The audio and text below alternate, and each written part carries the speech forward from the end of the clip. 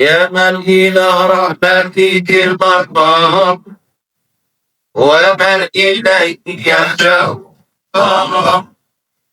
ويا قريب الحق يذكر ويهديك مجيبا العالم بك تغدى يا بك ضعفا والقصد لربي أنت وكفى فلا أجل من عظيم قدرتي ولا أعد من عدد تقوتي بعز ملكك الملوك تقدر تقبل قدر من تشاء وترفع ولا كل إليك وليديك حلم وحق وطلبت على أمرنا إليك وترشدت ربنا عليك وارحمنا يا من لا يدافع عليما بالقصد ولا يدافع رحيما انظر هنا ما مسنا فينا الضرر وقالونا بالبيت إذ كفتر قل جرحنا وقد وكرنا ومن حطنا بين الجموع قدرنا والطمعون شوكة وشدة والتضغطون عدة وعدة فنحن يا من ملكه لا يسلم يثنى بالجاهد الذي لا يخلف إليك يا رب الفقيرين السامين عليك يا كاف الضعيفين. أعوذ بالله من الشيطان الرجيم. بسم الله الرحمن الرحيم والصلي والسلم وبارك على سيدنا ومولانا محمد وعلى آله وصحبه والحمد لله رب العالمين. ربنا زدنا علما وعملا وأدبا وفهما. السلام عليكم ورحمة الله. Alhamdulillah, on poursuit donc cette lecture de l'ouvrage du frère Qais al-Hanbali qui a compilé dans les 3 premiers chapitres ce que l'on peut trouver dans les sources premières de la Wahhabiyya, de ce minhaj qu'on appelle le Wahhabi.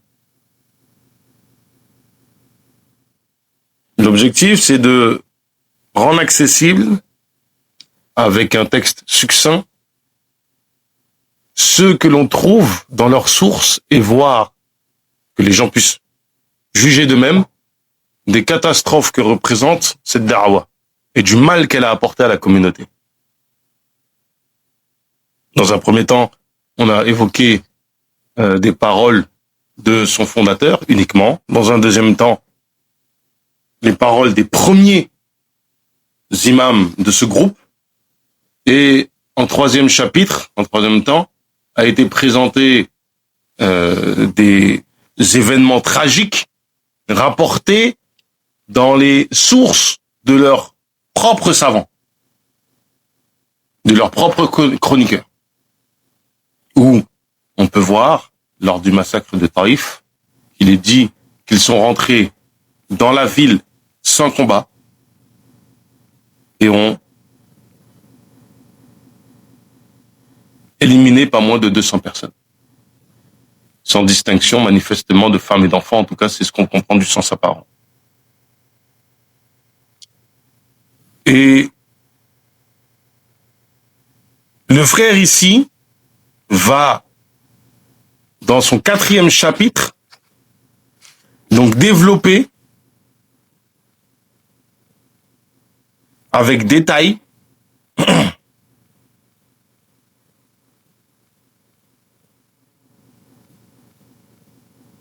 les répercussions contemporaines de la Wahhabiyya sur la pensée islamique mondiale.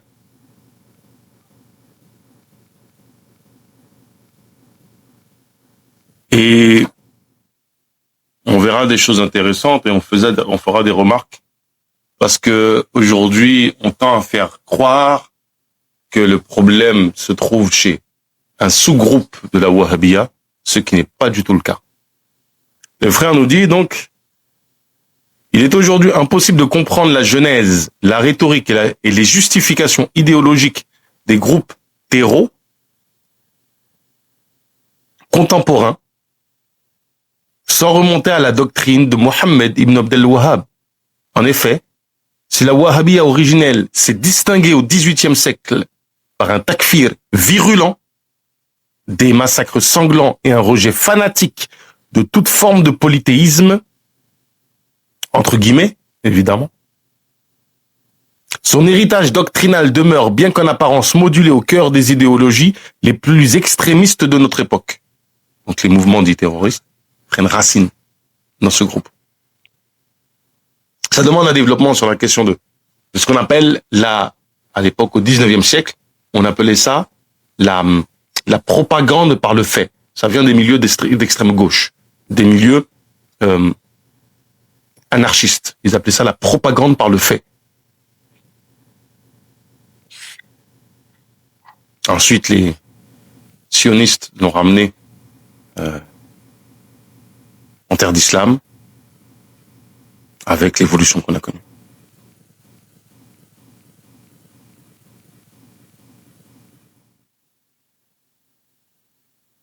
Certaines personnes pourraient être dubitatives quant à la proximité des primo-wahhabis et des salafis contemporains. Pourtant, bien que minoritaire dans sa forme la plus extrême, elle demeure encore très présente dans sa forme plus douce. Et donc ici, c'est ce que le frère va nous faire comprendre, c'est comment a évolué le discours que l'on trouve chez Mohammed ibn Abdel Wahhab et les premiers imams de son groupe, et le discours que l'on connaît après, que l'on connaît aujourd'hui. Il y a une évolution, mais le plus pertinent, le plus intéressant, c'est de voir comment il a mu, mais surtout de voir comment en réalité, si on prend le temps de bien écouter, de bien regarder, on se rend compte qu'on est toujours sur la même chose. Premièrement, une continuité doctrinale sous des formes diverses. Répandue par capillarité politique, pétrodollars et institutions religieuses internationales. Souvent, les gens posent la question, mais comment ils sont répandus? On va parler français, pétrodollars. La réponse est pétrodollars. Dans les années 70, il y a le choc pétrolier. Le choc pétrolier, c'est une augmentation, si vous voulez. En fait, il y a lors de ce qu'on appelle les accords de Bretton Woods. Alors, j'ai plus les dates en tête, mais les accords de Bretton Woods de mémoire, c'est à la fin de la deuxième guerre mondiale. Comment ça s'appelle? Où on a fait le dollar or, c'est-à-dire que l'or ne pouvait s'acheter qu'en dollars. L'or ne pouvait s'acheter qu'en dollars. On a 1946, 1944 ou 1946, je sais. Lors de la guerre du Vietnam, il y a à un moment donné, les États-Unis produisent excessivement de dollars, ils impriment excessivement de dollars. D'ailleurs, à ce moment-là, Charles de Gaulle, donc le président français de l'époque, se rend compte qu'il y a quelque chose qui ne va pas et il récupère tout l'or parce qu'en fait, les accords de Bretton Woods voulaient que l'or ne s'achète qu'en dollars et que les signataires de ces accords-là confient leur or. Ils ne la donnent pas. Ils la confient aux États-Unis et en échange, ils ont des dollars. Et lors à un moment donné, pendant la guerre du Golfe, la guerre du Vietnam, la production de dollars est excessive et De Gaulle se rend compte de ce qui se passe et retire son or de Fort Knox. Il retire son or de Fort Knox.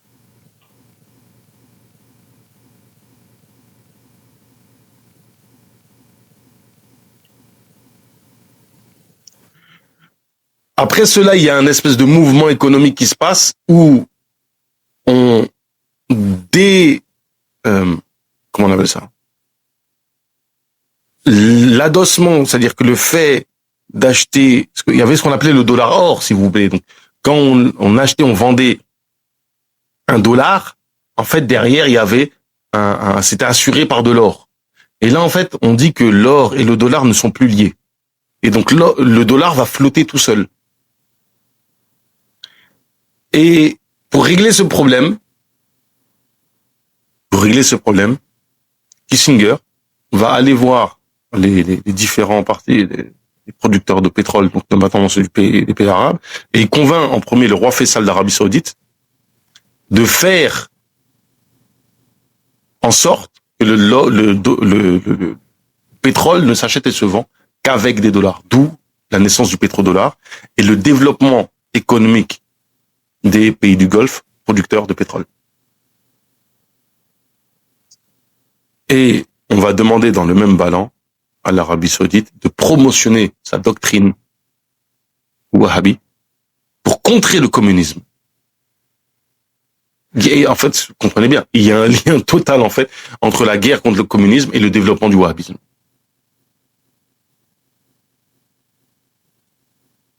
Cette prédication en quelques décennies a redéfini les contours de ce que beaucoup de musulmans considéraient aujourd'hui comme l'islam authentique, c'est-à-dire orthodoxe. Alors qu'il ne s'agit que d'une lecture déviante, innovante, exclusive et souvent la plus violente. L'erreur souvent commise par les observateurs contemporains est de dissocier les actes terroristes de la matrice idéologique qu'il a enfantée. En fait, effectivement, les wahhabis font tout pour décolérer, faire en sorte que les gens ne voient pas de relation entre les deux. Or, une étude attentive des croyances, méthodes et référents textuels des groupes tels que Qaïda, Daoula ou leurs dérivés révèle une fidélité structurelle au fondement wahhabi. Pour le Qaïda, on peut en discuter, parce qu'en fait, la matrice est plus Ikhwan al-Muslimin. Cependant, d'ailleurs,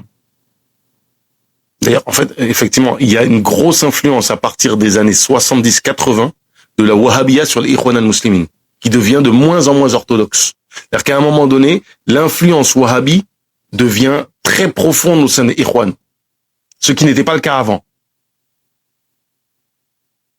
Il faut bien comprendre, les Ikhwan al-Muslimin, à la base, restent un groupe profondément sunni. Mais il y a une grosse influence wahhabi au bout d'un moment au sein des Ikhwan.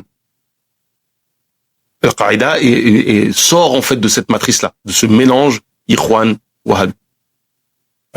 Mais il faut noter aussi une chose, et ça les observateurs tels que les certains chercheurs il y a d'ailleurs un colloque au Collège de France où ils parlent de cela, qui a eu lieu je crois l'année dernière ou cette année, je sais plus. En tout cas qui est mené par Henri de Lorentz. Regardez les colloques du Collège de France sont menés par Henri de Lorentz. Je me rappelle plus du titre du colloque, je suis désolé, mais c'est sur l'islam. C'est lié à l'islam après 2001. Ils vont vous dire effectivement que le concept de djihad global, le concept de djihad global, donc en fait si vous voulez, de djihad international en fait, comme a été développé comme l'émir Salam Ben Laden, en fait, c'est une relecture de la pratique du djihad. Et en fait, tous ces spécialistes-là savent pertinemment que le djihad classique qu'on trouve dans nos ouvrages de fiqh ne correspond pas à ce djihad-là. Donc en fait, quand on parle de djihadisme aujourd'hui, on peut utiliser ce terme-là, en tout cas nous en français, pour parler de cette nouvelle conception du djihad qui n'existait pas. Et c'est la même chose effectivement pour la question du shahid. La question du shahid, c'est une relecture qui part dans un premier temps des chiites, de Ali Shariati, qui développe une identité chiite, une identité du shahid qui part de l'identité classique qui est basée sur celle de Hamza ibn Abd Talib radiyallahu anhu, ibn Abd al-Muttalib plutôt, excusez-moi, radiyallahu anhu, en se basant sur Hussein alayhi salam, en disant celui qui part en sachant qu'il va décéder. Et donc, parce que Hussein alayhi salam, lorsqu'il part à Kerbala pour la bataille, il sait que c'est fini, qu'il ne va pas s'en sortir. Mais il va jusqu'au bout, au nom de ses idées. Et donc, il y a une relecture partant de cela. Et dans le monde sunni, on va, entre autres, pour un certain nombre, parce qu'il faut savoir que les idées circulaient entre chiites et sunnites, d'une façon qui n'existe plus aujourd'hui. Si vous prenez la révolution iranienne, elle est profondément influencée par la pensée des Ikhwan al-Muslimin. C'est pour ça que c'est une république islamique. Comprenez bien, là, c'est un petit peu de l'histoire, on est obligé, on déborde, on va dans tous les sens, mais comprenez bien que la relecture que l'on fait au XXe siècle grégorien, c'est-à-dire qu'on est sur le XIVe et XVe siècle, donc fin du XIVe siècle, début XVe siècle, égérien, il y a une relecture de certains concepts de l'islam par un certain nombre de penseurs contemporains qui font une relecture. Et beaucoup de ces penseurs sont influencés par des pensées réformistes, telles que celles de la Wahhabia, celles de Rachid Rida, Mohamed Abdou et Al-Afrani.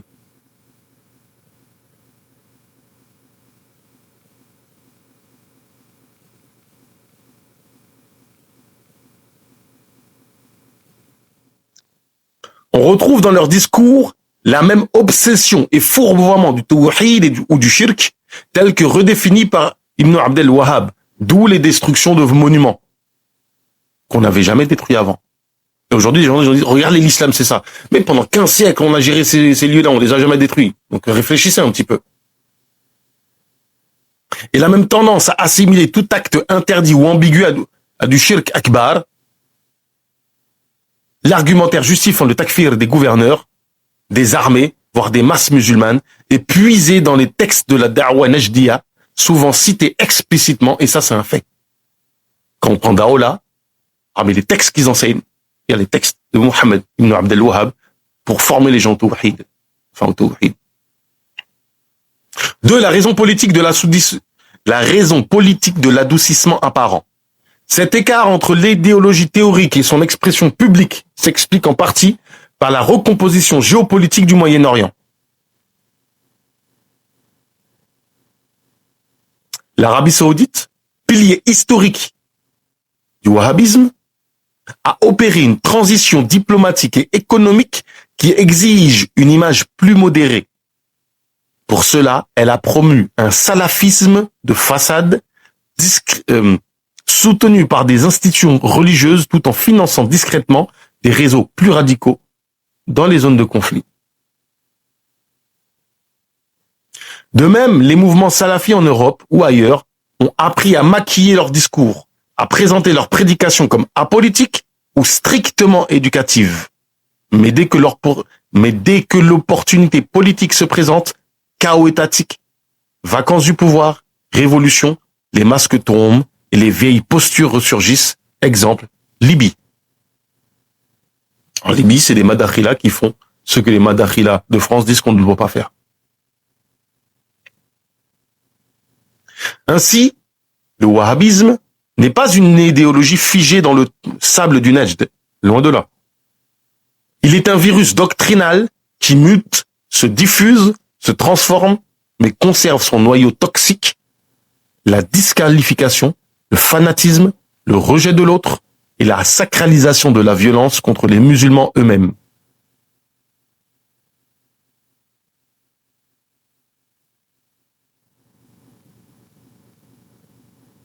Il y a une sacralisation de la violence, c'est-à-dire que par exemple sur les réseaux en France, la violence des wahhabis s'exprime que sur les musulmans. Au point où, récemment, Rabi' al-Madkhali, rahmallah, est décédé, il venait sur des lives comme les nôtres, que dites-vous du décès de Rabi' al-Madkhali? Pourquoi ne dites-vous pas rahmallah? T'étais pas là qu'on l'a dit déjà? Et toi? Qaradawi est décédé. Pourtant, je suis pas fan de Qaradawi, loin de là. Quand un savant wahhabite chez vous, comme, comment il s'appelle, Hassan, je me rappelle plus l'Égyptien, là, récemment, qui est décédé. Etc. Vous les traitez tous les noms, ils viennent à peine de décéder, même pas de rahmallah, rien du tout. Pourquoi tu veux qu'on rahmallah pour ton savant? Les formes ont changé, les tactiques aussi, mais ils se manifestent sous des variantes différentes. C'est toujours le même esprit de division, de rigidité et de réduction de l'islam à un dogme binaire et déshumanisé.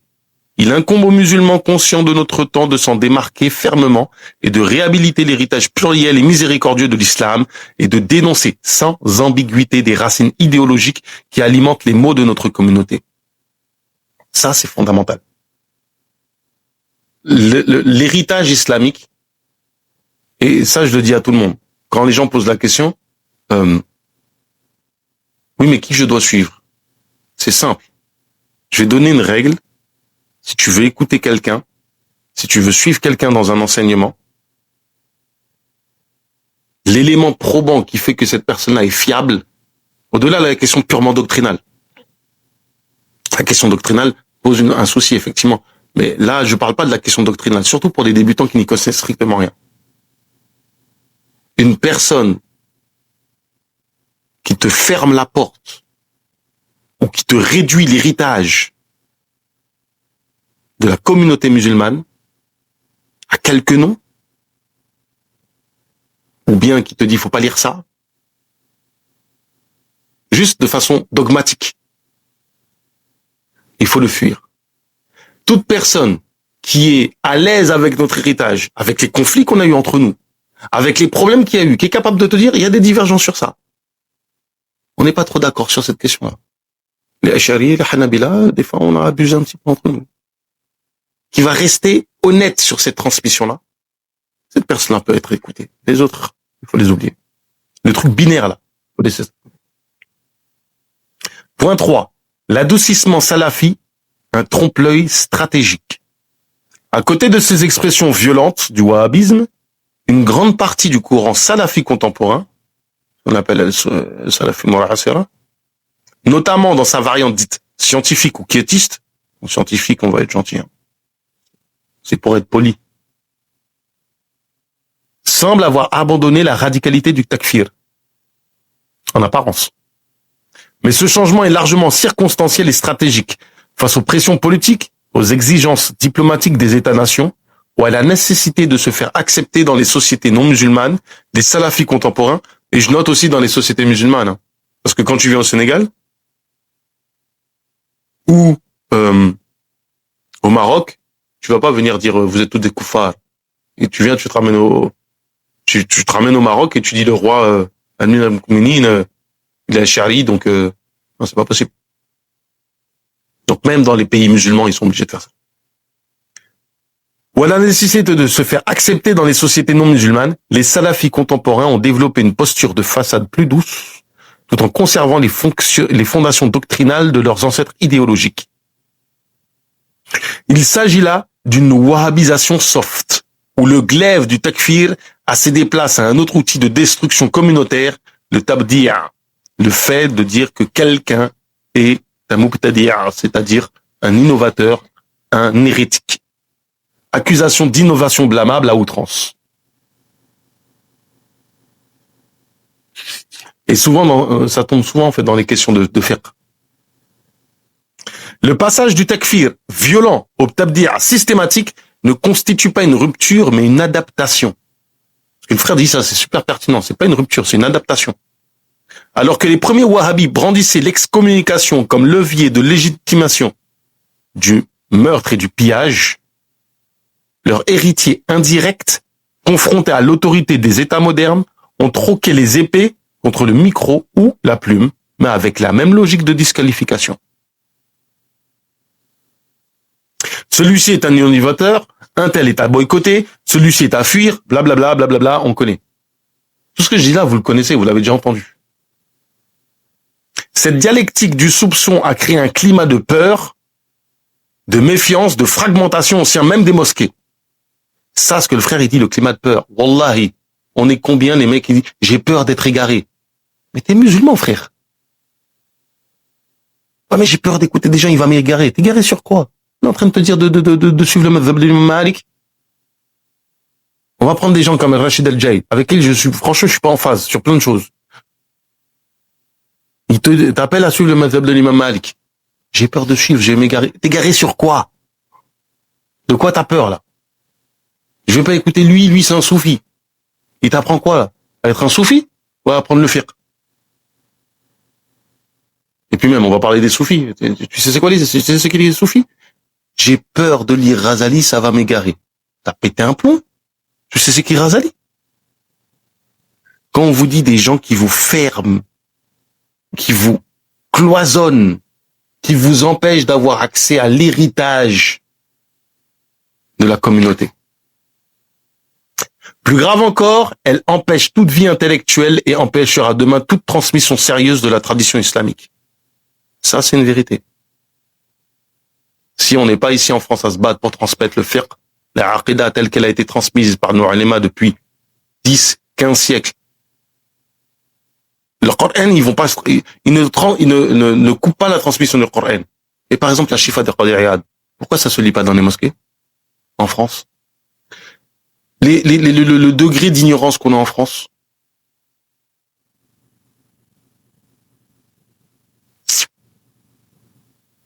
Car là où les savants de l'islam acceptaient la divergence et reconnaissaient la richesse des approches, les héritiers du wahhabisme exigent l'uniformité et frappent d'anathème toute nuance. Frapper d'anathème toute nuance. Ça, c'est important. Le salafisme madkhali, en particulier, incarne cette transition, inspiré de Rabi' al-Madkhali, qui est décédé récemment, rahmallah, proche du régime saoudien. Ce courant en fait du tabdir une arme contre tous ceux qui s'opposent à la ligne du pouvoir en place. T'es pas d'accord avec le dirigeant, tu critiques le dirigeant, mubtadi'a. Point. Fin de discussion. C'est une dinguerie, hein. Moi, je m'intéresse pas trop à ça, mais quand j'entends les frères en parler, je me dis, comment ça, je suis pas d'accord avec la politique du dirigeant, et alors, tu vas me faire quoi? Mubtadi'a. Va là-bas, frère.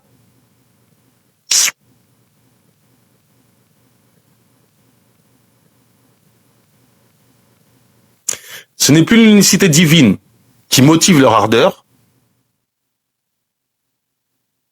mais la soumission aveugle aux dirigeants, même injuste, corrompue et tyrannique. Toute voix critique devient mubtadi'a, toute opposition une bid'a, toute divergence un prétexte d'exclusion. Genre, tu es sorti contre le gouverneur. Frère, ceux qui sont ennemis contre l'état du tawhid, vous êtes des mubtadi'a, c'est un signe de rien du tout. Va là-bas, laisse-nous tranquille. Malade, vous. Cette logique d'épuration intellectuelle n'est que le prolongement pacifié du wahhabisme primitif.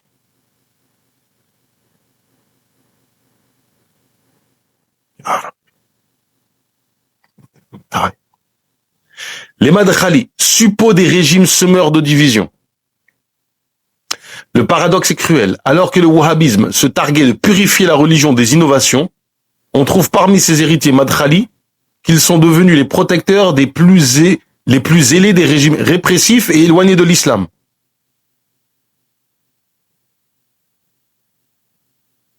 Il y a des exemples qu'on va prendre, mais on va s'en passer. Flemme. Lorsque leurs ancêtres n'hésitaient pas un instant à excommunier l'Empire ottoman, des États, des régions entières, qui n'adhéraient pas à leur conception doctrinale, les qualifiant de tawarites, les descendants madkhali, eux, ne cessent de légitimer les pouvoirs à 1000 lieues de l'islam, tombant dans des contradictions manifestes avec leurs références originelles, Ibn Abd al-Wahhab et ses suiveurs. Et d'ailleurs, en fait, les gens qui restent sur la doctrine d'Ibn Abd al-Wahhab leur font savoir avec virulence. Ils les appellent les talafiotes, les talafis. Leur rôle se réduit aujourd'hui à briser l'unité musulmane, à désolidariser les rangs, de faire du jarh wa ta'dil un champ de guerre intestin. En fait, jarh wa ta'dil, c'est une discipline de la science du hadith qui consiste à considérer si quelqu'un est fiable ou pas dans la transmission du hadith. Ils ont pris cette discipline et ils en ont fait, je sais pas ce qu'ils en ont fait. Al-jarh wa ta'dil, c'est la critique et l'éloge. Et eux, ils en ont fait une espèce de référent absolu pour la personne que tu suis ou que tu suis pas. Alors qu'à la base, c'est uniquement pour savoir si quelqu'un est fiable dans la transmission du hadith. Ils en ont fait des trucs. Aujourd'hui, c'est devenu n'importe quoi. À travers les forums, les chaînes de télé, les réseaux sociaux ou les mosquées, ils pratiquent une surveillance idéologique constante dénonce les enseignants, discrédite les prédicateurs, juge les intentions et segmente les musulmans selon des critères absurdes. C'est une autre forme de violence plus pernicieuse mais non moins destructrice. Et c'est pas compliqué. Ces gens-là, ce qui se passe à Gaza, ils te disent explicitement, il suffit d'avoir le tawhid pour régler le problème. On leur dit on boycotte, ils disent c'est haram.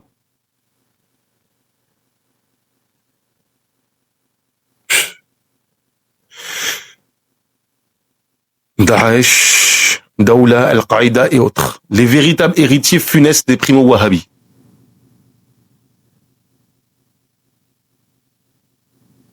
Il serait erroné de croire que ces dérives sont des trahisons de la doctrine wahhabi. Et je suis d'accord avec le frère. Hein. Tous ceux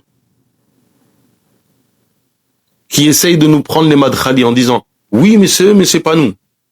Parmi certains frères qui, je vous l'accorde, vous n'êtes pas dans ce tabdir systématique. Mais s'il vous plaît, de grâce. De grâce. Vous savez pertinemment que Aslan, le asl de votre madhab, de votre voix, c'est faire couler le sang des musulmans.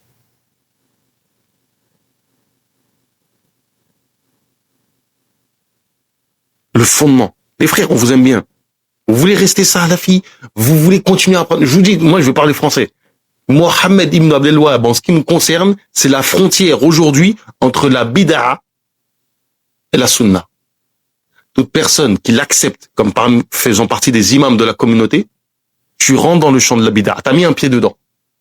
Peut-être un orteil, peut-être un pied, peut-être tes 2 pieds. Mais tant que lui tu le valides, il y a un problème.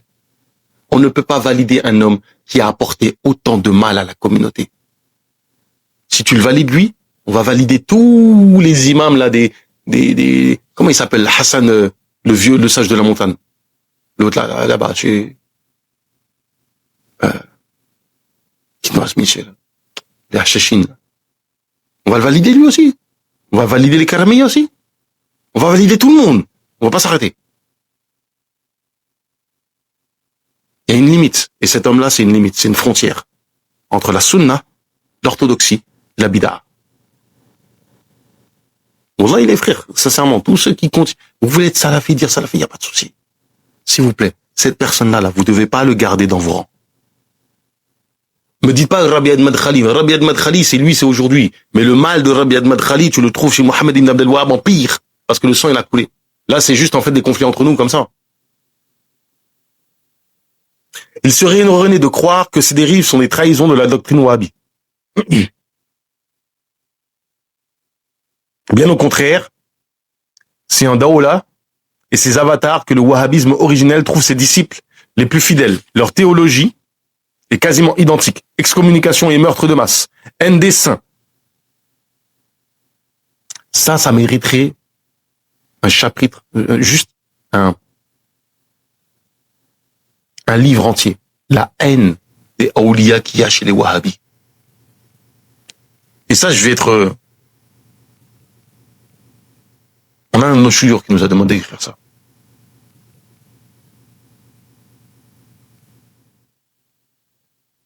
Exagération vis-à-vis des pratiques relatives aux tombes.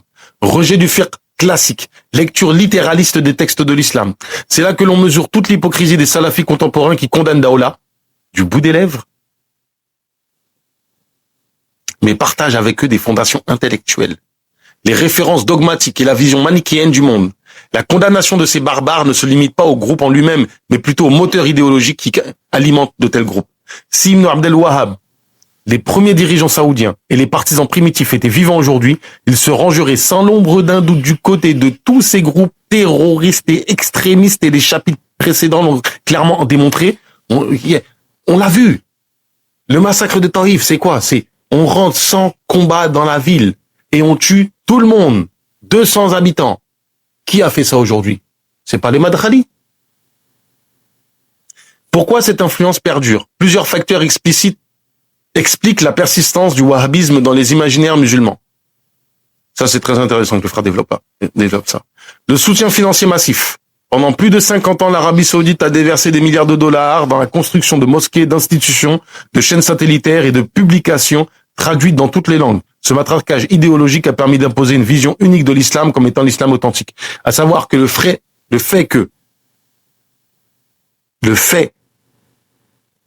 qu'il gère les lieux saints participe de ça.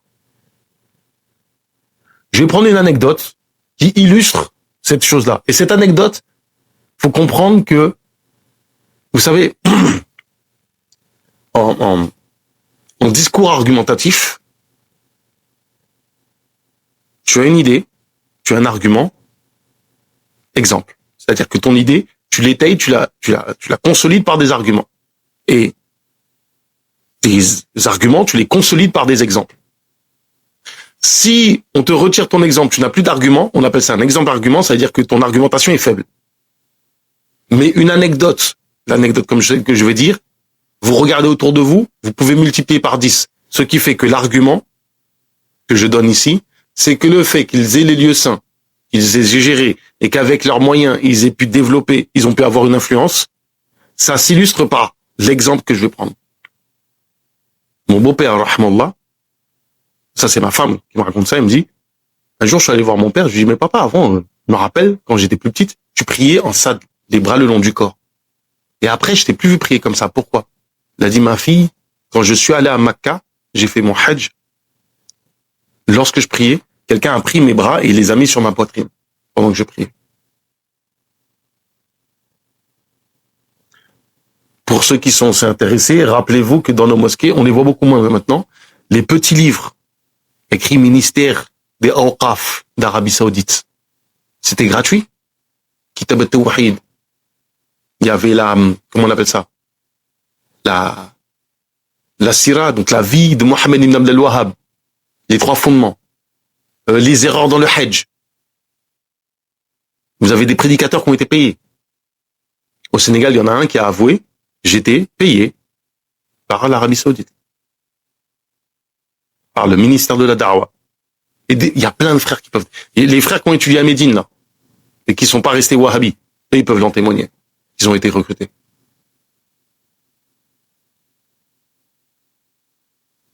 Ce matraquage idéologique a permis d'imposer une vision unique de l'islam comme étant l'islam authentique. Et effectivement, pendant sa fin, à un moment donné, ils sont devenus une nouvelle orthodoxie.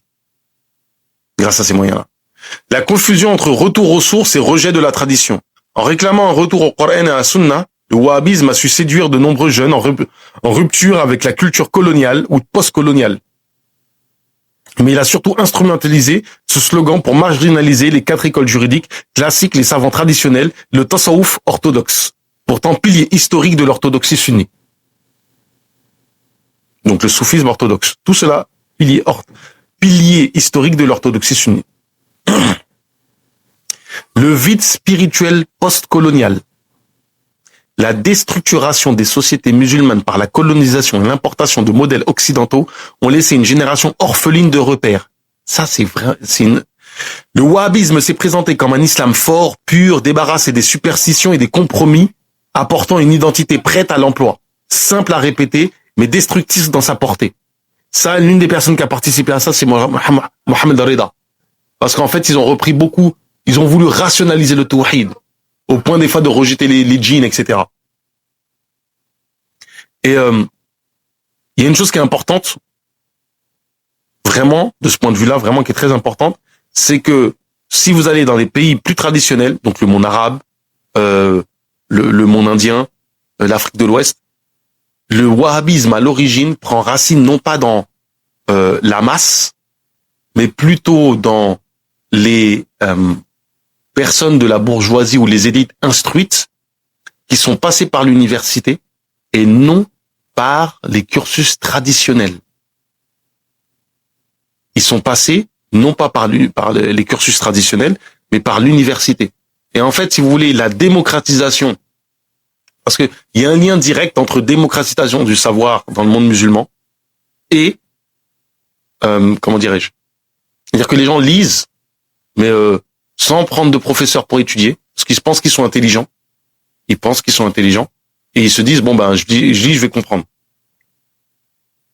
Maintenant, ça commence à peut-être s'enraciner dans les masses, mais à la base, en fait, c'est vraiment dans les milieux, comme je vous ai dit, très élitistes. L'autre chose, quand on parle de vide spirituel, c'est très important. Vraiment, c'est très, très, très important ici. Le wahhabisme permet de débrider le pharaon qui est à l'intérieur de nous. Le pharaon qui est à l'intérieur de nous, c'est celui qui dit « je suis meilleur qu'eux, je suis, c'est moi qui ai ». Et donc, ce petit tyran qui est en nous, le wahhabisme, il va permettre, dans une société traditionnelle, de casser les règles classiques locales. C'est pour ça que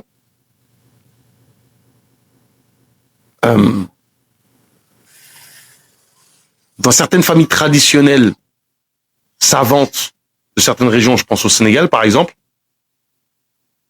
vous avez des enfants de familles savantes qui parlent bien de la Wahhabia, peuvent exister. C'est-à-dire que ils ont des suiveurs, etc. Ça leur donne une dimension, ça leur donne une place dans la société. Place qu'ils n'auraient pas forcément eu s'ils étaient restés en fait un petit enseignant classique dans une petite école enseignant dans le pays. Parce qu'il y en a qui ont besoin de prier. En fait, il faut comprendre que ça permet de se défaire de certaines obligations traditionnelles, certains adab, certaines convenances. La déconnexion entre les savants et les masses. À mesure que les institutions classiques se sont affaiblies, les masses ont perdu le lien vivant avec les savants enracinés. Le wahhabisme a comblé ce vide par une prolifération de prêcheurs autodidactes ou numériques qui diffusent des fatwas instantanés, souvent superficiels, mais présentés comme indiscutables. Ça, c'est en lien avec le premier point. C'est que des gens qui n'ont pas de réelle formation commencent à être des soi-disant savants. L'absence de réponse structurée, les efforts pour contrer le wahhabisme ont souvent été réactifs, morcelés ou caricaturaux. Peu de projets ont su offrir une alternative doctrinale sérieuse, enracinée, engageante et accessible au grand public. Et sur ce dernier point, on posait la question justement en commentaire. Comment répondre? Eh ben, si vous voulez, déjà commencer, à mon avis, par s'instruire, transmettre,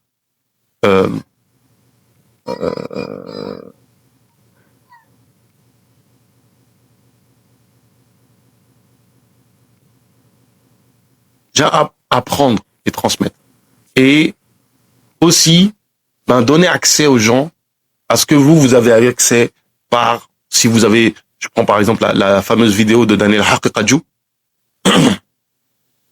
c'est intéressant de la faire tourner. Je pense à cette vidéo-là sur le wahhabisme, en fait, les faire tourner. Il y a des frères, je pense, il y a le frère Eden qui a rendu accessible un PDF, etc., etc. Bref, là on a terminé le 4e chapitre. La conclusion, Inch'Allah Ta'ala, c'est pour demain. Et en annexe, on aura aussi les avis du madhab Hanbali sur la question des tombes. ربنا زدنا علما وعملا وادبا وفهما وهب لنا يكرم في التلاوة خيرا كثيرا منك والحلاوة وصلي وسلم وبارك على سيدنا ومولانا محمد وعلى آله وصحبه والحمد لله رب العالمين.